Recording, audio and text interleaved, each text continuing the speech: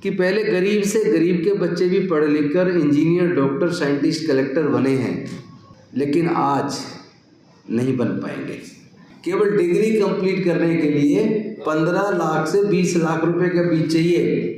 High court, supreme court का जज बनना है तो कॉलेजियम के थ्रू नाम जाएगा, और अगर कॉलेजियम में आपका आदमी नहीं है तो आपके लोग हाई कोर्ट, सुप्रीम कोर्ट के जज बनेंगे ही नहीं। SC, ST, OBC, माइनॉरिटीज के प्रतिनिधि जजेज नहीं हैं। अब तो आस्था के आधार पर भी कानून चाहे कुछ भी कहता हो, एविडेंस चाहे रिकॉर्ड पे कुछ भी अवेलेबल हो, अब तो आस्था के आधार पे भी जजमेंट होने लगी है। या केंद्र सरकार के अंदर जो अटॉर्नी जनरल या सॉलिसिटर जनरल या एडिशनल सॉलिसिटर जनरल जितने भी बने हैं, अगर आप उनकी जाति देखेंगे तो उसमें आपको दलितों का, आदिवासियों का, पिछड़े वर्ग का प्रतिनिधित्व नहीं मिलेगा।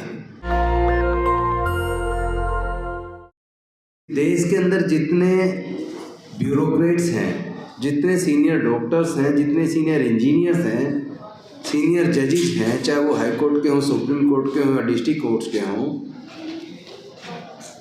वो सरकारी स्कूलों से पढ़े हैं या प्राइवेट से पढ़े हैं। तो हमारे सर्वे में निकल कर आया 98% bureaucrats, senior doctors, senior engineers, senior scientist, senior professors और supreme court, high court, district court के जजेस 98% सरकारी स्कूलों से पढ़े हैं। तो फिर सवाल ये पैदा होता है, जब सरकारी स्कूल से पढ़ के इतने काबिल लोग निकल सकते हैं जिन्होंने भारत का निर्माण किया और विकास में अपनी भूमिका निभाई, तो फिर एजुकेशन को प्राइवेटाइज क्यों किया? फिर सरकारी स्कूलों को पिछले 15 से 20 सालों में 2.25 लाख सरकारी स्कूलों को बंद क्यों किया और प्राइवेट स्कूल क्यों खोले? एक तो इसका जवाब जनता को सरकारों से मांगना चाहिए, क्योंकि जनता देश की मालिक है।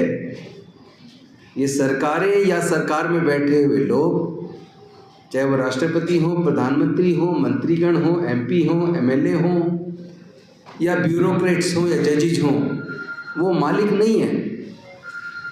देश की जनता मालिक है, तो जनता के प्रति इनकी जवाबदेही है। लेकिन क्या हकीकत में जवाबदेही सुनिश्चित हो पा रही है? एक तो ये मेरा सवाल है कि पहले गरीब से गरीब के बच्चे भी पढ़ लिख कर इंजीनियर, डॉक्टर, साइंटिस्ट, कलेक्टर बने हैं, लेकिन आज नहीं बन पाएंगे। गरीबों के बच्चे नहीं बन पाएंगे, चाहे वो किसी भी जाति धर्म के क्यों ना हो।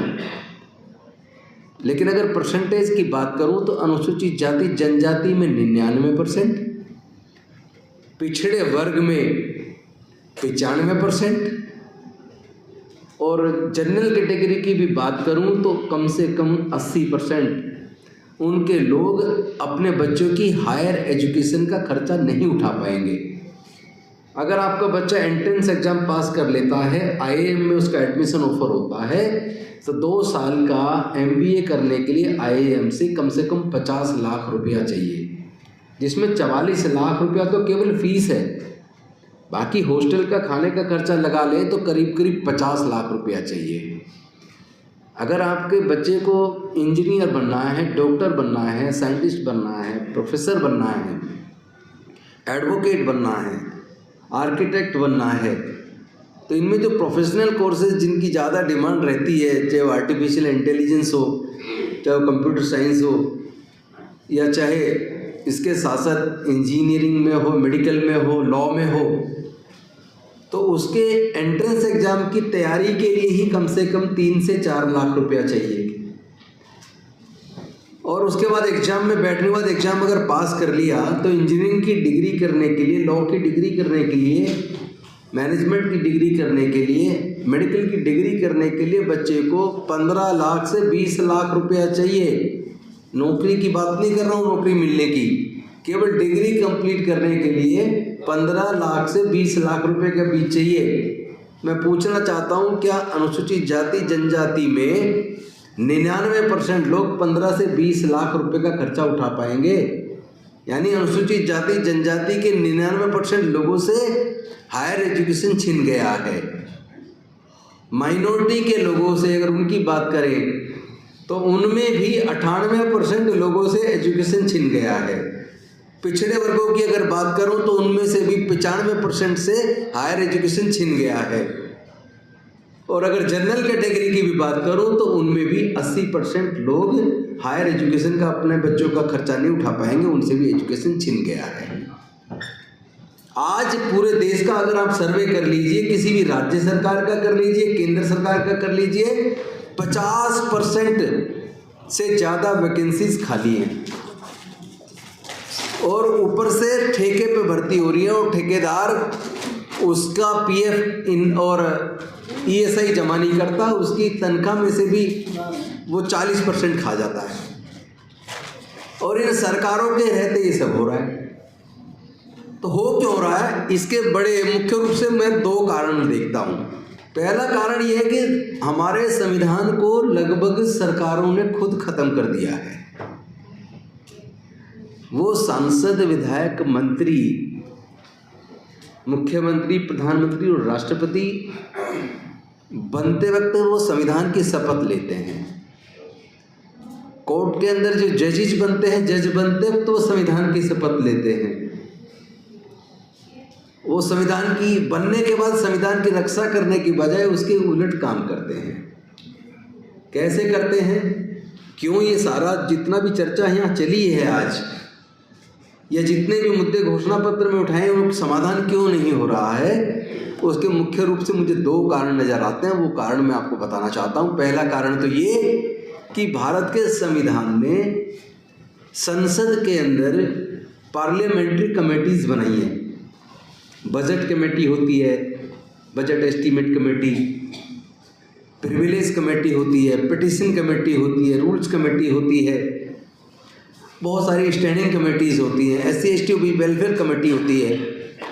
अलग अलग तरह के मुद्दों पे सरकार को गाइड करने के लिए और सरकार को कंट्रोल करने के लिए संविधान ने कमेटीज़ के गठन की व्यवस्था की है।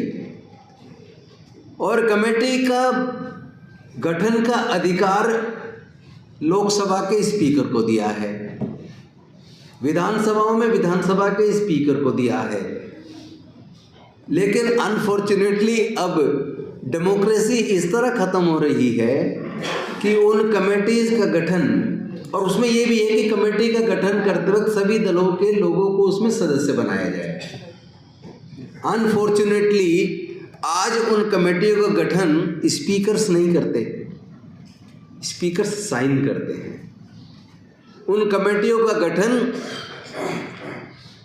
प्रधानमंत्री राज्यों के अंदर मुख्यमंत्री नामों की लिस्ट बनाकर स्पीकर को देते हैं और फिर स्पीकर उन कमेटियों के गठन की घोषणा कर देता है।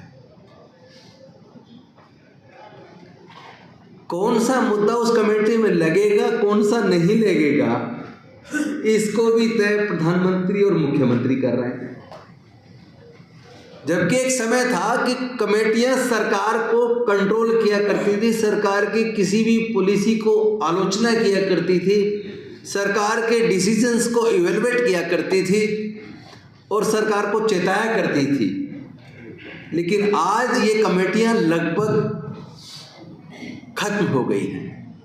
पेपर पे कमेटियां हैं लेकिन लगभग खत्म हो गई। उनकी लगातार मीटिंगें हुआ करती थी, ब्यूरोक्रेट्स को वो कमेटियां समन किया करती थी और उन मुद्दों का समाधान सरकारों से किया करती थी, अपनी रिकमेंडेशंस भेजा करती थी। संसद के अंदर और विधानसभाओं में उन कमेटी की रिपोर्ट्स प्रस्तुत हुआ करती थी।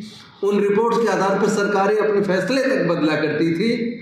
लेकिन आज वो कमेटियां ख़त्म हैं, क्योंकि वो कमेटी बनाते वक्त जिस दल की सरकार है, कई बार तो कमेटी में सारे के सारे मेंबर उनके हैं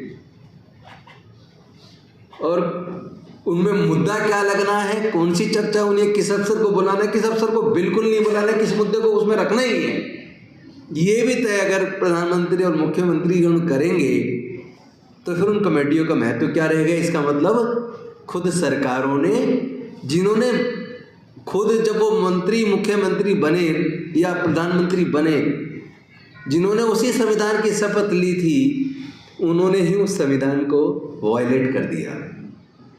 तो एक तो ये कारण है जिसकी वजह से डेमोक्रेसी लगभग ख़त्म हो गई है और आपके मुद्दे वहाँ चर्चा में आते नहीं हैं। आपकी चीज़ें खत्म हो रही हैं। दूसरा मुद्दा, सरकारें लीगल एडवाइजर से एडवाइस लेती हैं।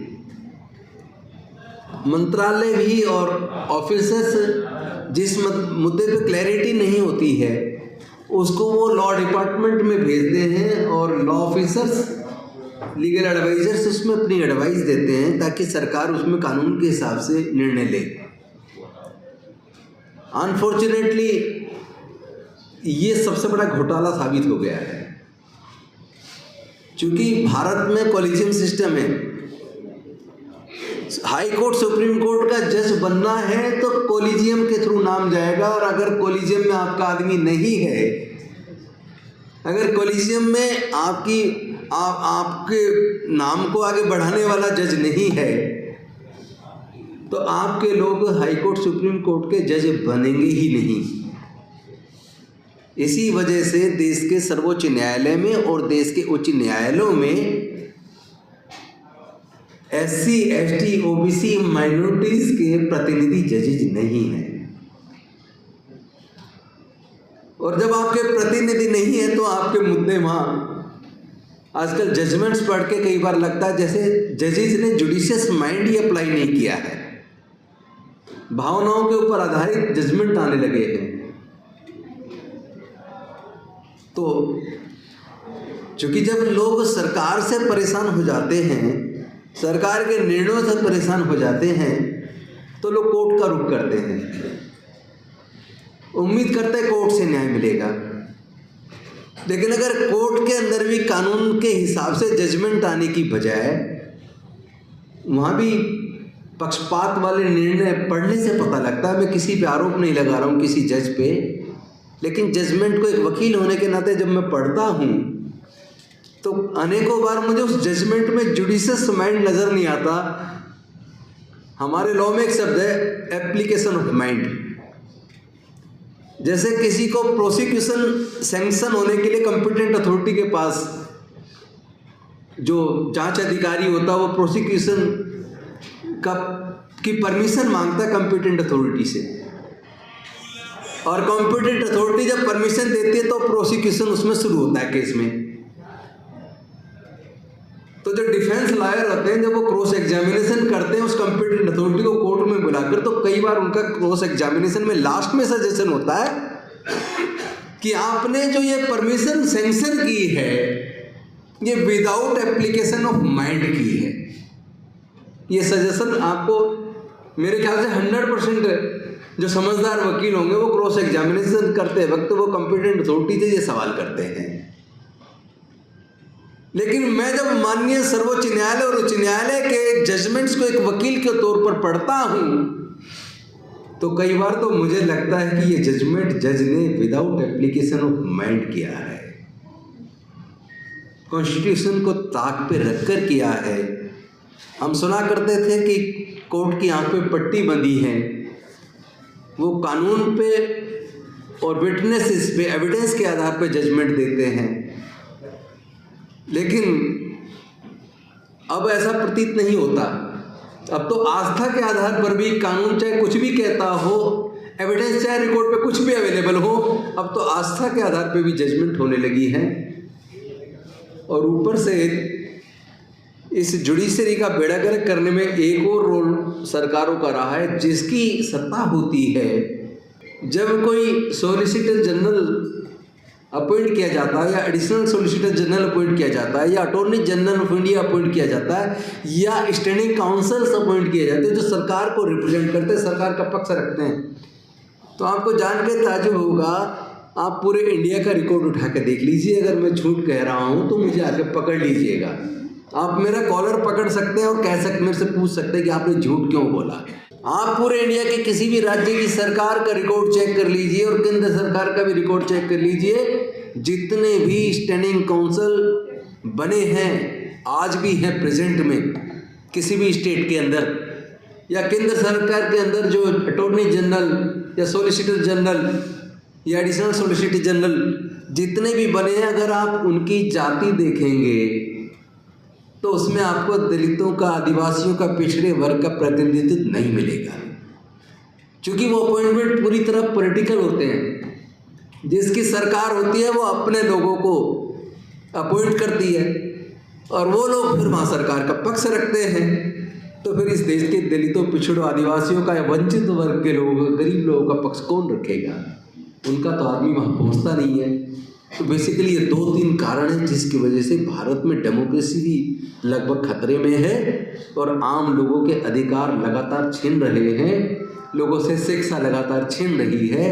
और हम लोग, सिविल सोसाइटी के लोग आपस में मिलके अपना घोषणा पत्र बना के लोगों को जगाने की कोशिश कर रहे हैं, पर हिम्मत हारने की ज़रूरत नहीं है। इसीलिए मैं कहता हूँ, होके मायूस नायूस शाम से ढलते रहिए, जिंदगी भोर है सूरज से निकलते रहिए।